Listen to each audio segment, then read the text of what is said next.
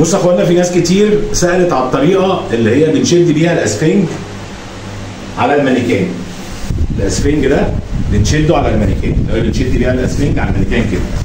طيب انا عايز اشد اسفنج على المانيكان ليه؟ يعني ايه السبب اللي يخليك تشد اسفنج على المانيكان؟ ما المانيكان هو مظبوط وابعاده مظبوطه. في حالات انا بشد فيها الاسفنج على المانيكان لو انا مثلا ايه عايز يعني بشد الكورساج على المانيكان وبعد كده مثلا عايز اشد عليه قماش متطرز، فالاسفنج بيساعدني ان انا ايه القط القماش المتطرز على الكورساج. تمام؟ يعني انا حاطط اسفنج وبعد كده طبعا انا بركب الكب في الاساس، بركب الكب في الكورساج الاساسي. طبعا ده كورساج ستان مش ملزوق ولا اي حاجه، بتاع الناس اللي كانت بتتدرب معايا في الورشه، ولا كويته ولا اي حاجه مثلا.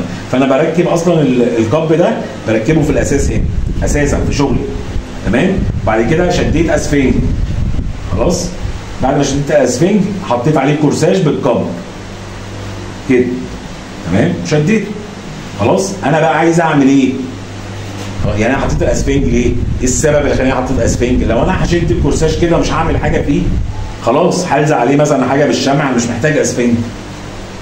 يعني الكورساج زي ده عليه تل مثلا وعايز الزق ابريك عليه، عايز اطلعه تطريز، مش بحط الاسفنج في حاله لو انا هشد قماش متطرز، خلاص، او في حاله ان انا هشد درابيه وعايز اثبت الدرابيه تلقيط، فعايز التلقيط ده ما يمسكش القماش المتطرز. طبعا لما بشده على الكورساج بلقط، فمش عايز الابره تيجي وانا شغال بالابره تروح ماسكه في الكورساج نفسه، ماسكه في العظم بتاع الكورساج نفسه. لا، انا عايز الابره تمسك في الاسفنج عشان بعد كده وانا الاسفنج محطوط اشد الكورساج، خلاص، الخياطه اللي انا لقطت بيها تطلع من الاسفنج بسهوله. نفس القصه في الدرابيه، خلاص. يعني انا بشد اسفنج في حالتين، لو انا هشد قماش متطرز على الكورساج، او انا هعمل درابيه. وفي طرق كتير، يعني مش شرط القط الدرابيه، مثلا عايز امسك مسدس القتاش واشتغل بيه. هوريكم دلوقتي ايه هنشتغل ازاي. طبعا انا ما بشدش الاسفنج في الكامل، انا بشد الاسفنج ان الكب ده اعتبروه راكب هنا في الكورساج، فبشد الاسفنج في الحته دي مثلا والحته دي. يعني انا مش بمسك فك الاسفنج اشده كده، الا لو المقاس كبير بقى. يعني المقاس كبير تقريبا اللي بيشدوا اسفنج في الكامل، وفي معلمين طبعا بيشدوا الاسفنج في الكامل. اللي بيشد الاسفنج في الكامل بيبقى مثلا مش مركب الكب في الاساس، يشد الكورساج بيركب الكب في البطانه، خلاص. لا، انا بركب الكب في الاساس، فمش محتاج اشد الاسفنج هنا، ان انا اساسا الكب اسفنج، فانا هشد الاسفنج على الصدر كده. لما اجي اركب الكورساج، اجي اعمل الكورساج، احط الكورساج كده مثلا، خلاص، هلاقي بومبيس صدر معايا مش متفصل زي ما انا عايز، يعني مش جاي زي ما انا عايز.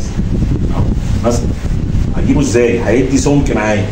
فتقريبا اللي بيشد الكورساج كده، يشد الاسفنج على المانيكان، بيشده ويمسحه كامل، ما بيحطش الكب في الكورساج الاصلي، اكيد بيحط الكب في البطانه. انا هوريكم انا بشد الاسفنج ازاي. انا باجي هنا مثلا، انا كده ايه، اعتبروا الكب اعتبروا ده مش موجود، ده راكب في الكورساج الاساسي، خلاص. باجي هنا من تحت الكب بروح حاطط كده اهي حته اهي، خلاص. احط دبوس كده، هي مش انا مش منجد يعني، هفضل انجد كل ده، خلاص. واجي دبوس الناحيه الثانيه، دي دبوس هنا،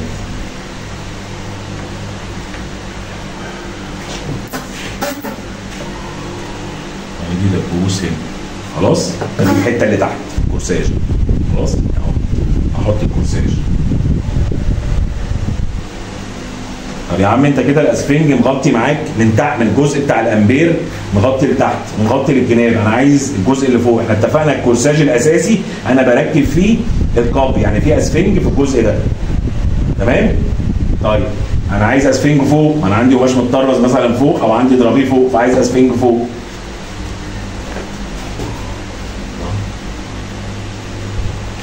حته اسفنج هي، بص، مقطعه من كل حته، رحت حاططها كده مثلا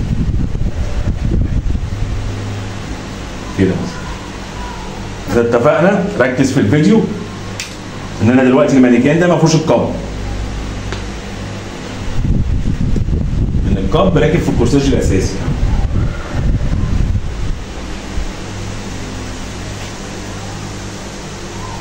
بس ايه بقى، طالع عنها بالاسفنج لغايه الكتف، مغطي الكتف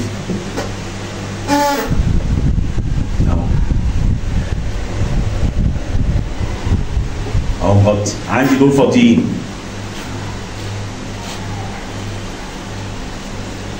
جبت حته هنا كده رحت مكمل بيها مثلا.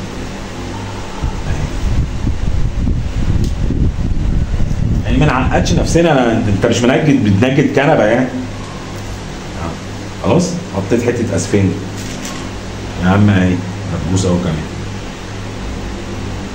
خلاص الناحيه الثانيه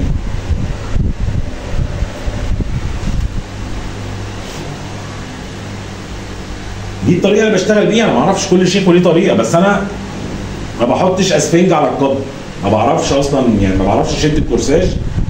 ان انا بحط القب نفسه بركبه في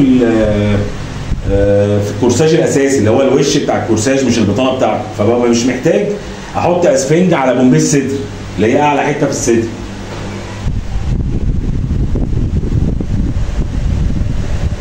بس انا كده شديت الاسفنج اهو. احنا قلنا نعتبر ان القب ده مش راكب في ده في الاساس زي ما انا بركب. الفيديو موجود انا بركب القب ازاي في الاساس، عشان لما اجي اشد عليه درابيه او اجي اشد قماش متطرز يبقى واخد وضعه. ما بركبش القب في البطانه. في ناس بتركب في البطانه ولا سهل لها. خلاص نعتبر ان القب ده راكب في الكورساج الاساسي. وانا بوريكم اهو الكورساج دوت كده. احنا ناس كانت بتتدرب عندي ولا لازقينه ولا حاطين بارلون ولا حاطين لازق سيرم ولا اي حاجه. اهو انا اعتبر القب ده لازق هنا. معلش انا بعيد الكلام عشان الناس ايه اللي بتجري الفيديو. اهو الكورساج قدامي اهو. يبقى انا بحط الاسفنج لسبب، مش بحط الاسفنج عياء. مثلا مقاس كبير خلاص، عايز اشد قماش متطرز، عايز اعمل درابيه،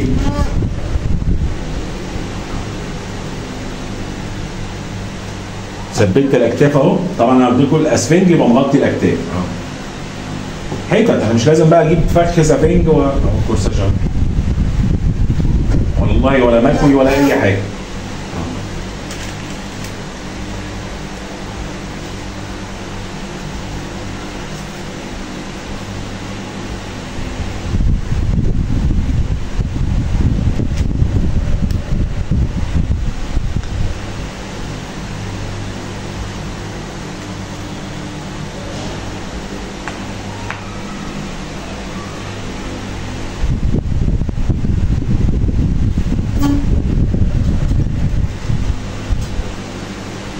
في لزق ولا في الهواء؟ بس انا هي عشان اوريكم يعني.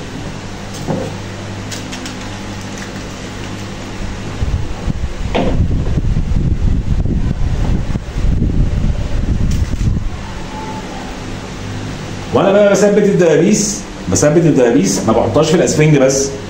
افرض انا بشد قماش متطرز الدبوس يخش في الاسفنج ويطلع. فاهمين يا اخوانا؟ يخش في الاسفنج. هو غرض الاسفنج ان انا لما القط او اعمل درابيه او اشتغل بالقتاش، ان انا لما اجي اشد الكورساج يطلع من الاسفنج مش يمسك في البدن. لكن انا لما اجي اثبت من الجناب لازم يمسك في البدن، يمسك في العظم بتاع الكورساج بتاع المانيكان نفسه. يعني لازم الدبوس وانا بركبه يمسك كده.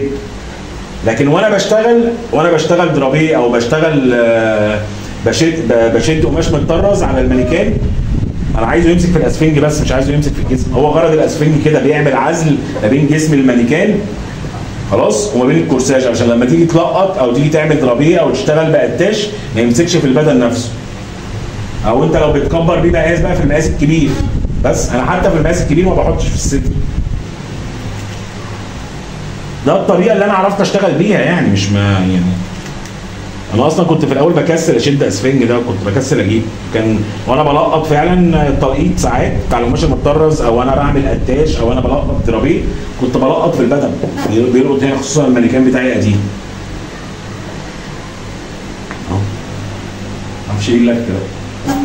انا شديت كورساج اهو. بس الدبوس من تحت، الدبوس مش في الاسفنج. ما امسكش بقى ايه الدبوس في السفنج كده بس اهو هيطلع. يعني الدبوس في السفنج بس خلاص لو عامله كده يطلع. الاسفنج بيتقطع. هو غرض الاسفنج ان هو بيتقطع وانت بتشد الخياطه منه يتقطع اهو. طيب هنجرب اهي فتله وابره.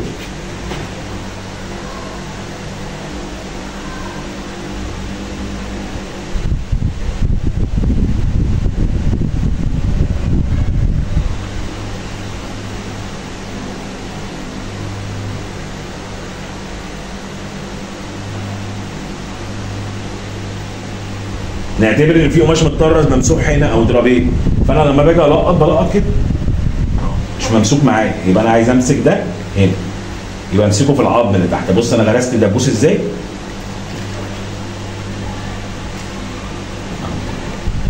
انا مسكت الدبوس كده، عدى من السفنج ومسك في المانيكان.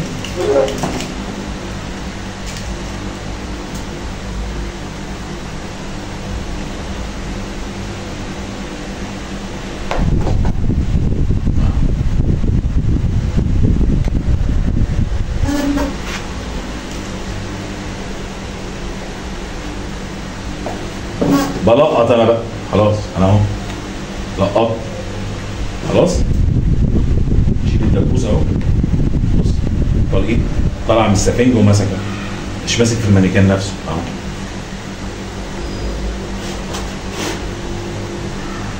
طالع من السفنج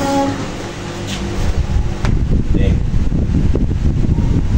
بص انا واخد مساحه كبيره اهو خلاص اهو. هو ماسك في السفنج، انا عايز يعني غايه السفنج اصلا، يعني الغرض منه انا ملقط اهو في السفنج لكن حاطط قماش متطرز او درابيه، ان هي ايه اقرب كده اهي، ان انا لما اجي اشيل الكورساج، اشيل الدبابيس اللي تحت بقى واشيل الكورساج بتاعي ما خلصت، اروح اعمل كده اهو. هتلاقي بص اهي الفتله اهي قطعت السفنج وطلع تمام.